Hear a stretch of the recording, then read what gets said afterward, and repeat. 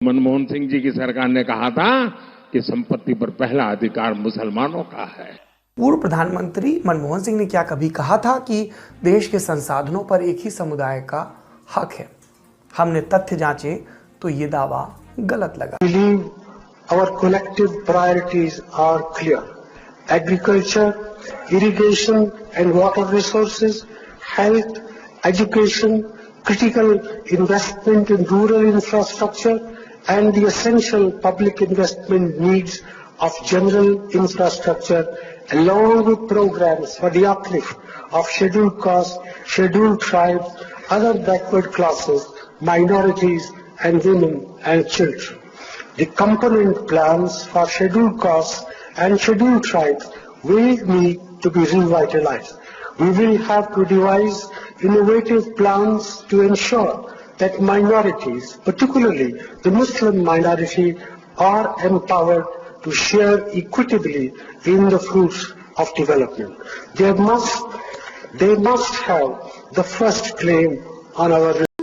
कहते हैं कि हिंदुओं से नफरत करो ये कुरान नहीं कहता, हिंदुओं से नफरत करो ये कुरान नहीं कहता, भारत में मस्जिदें तोड़ी जाए ये श्री राम नहीं कहता।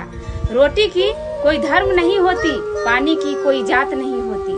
रोटी की कोई धर्म नहीं होती और पानी की कोई जात नहीं होती।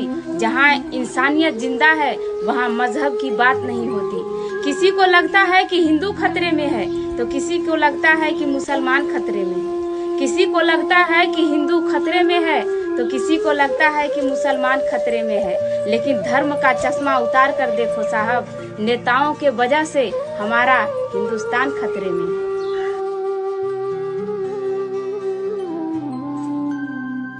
पहले जब उनकी सरकार थी उन्होंने कहा था कि देश की संपत्ति पर पहला अधिकार मुसलमानों का है। इसका मतलब ये संपत्ति इकट्ठी करके किसको बांटेंगे?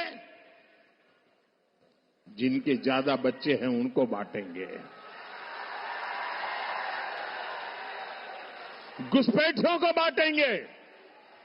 क्या आपकी मेहनत की कमाई का पैसा घुसपैठियों को दिया जाएगा? आपको मंजूर है? ये कांग्रेस का मैनिफेस्टो कह रहा है कि वो माताओं बहनों का सोने का हिसाब करेंगे, उसकी जड़ती करेंगे, जानकारी लेंगे और फिर उस संपत्ति को बांट देंगे। और उनको बांटेंगे जिनको मनमोहन सिंह जी की सरकार ने कहा था कि संपत्ति पर पहला अधिकार मुसलमानों का है। भाइयों बहनों, ये अर्बन नक्सल की सोच, मेरी माताओं बहनों, ये आपका मंगल सूत्र भी बचने नहीं देंगे, यहां तक जाएंगे। मैं कहने आया हूं। आपका चीफ मिनिस्टर के लिए भी कोई मैसेज है? नहीं, चीफ मिनिस्टर के लिए मेरा एक ही संदेश है कि वो राजधर्म का पालन करें। राजधर्म ये शब्द काफी सार्थक है, मैं उसी का पालन कर रहा हूँ, पालन करने का प्रयास कर रहा हूँ। राजा के लिए, शासक के लिए प्रजा प्रजा में भेद नहीं हो सकता, न जन्म के आधार पर, न जाति के आधार पर, न संप्रदाय के आधार पर। हम भी वही कर रहे हैं साहब।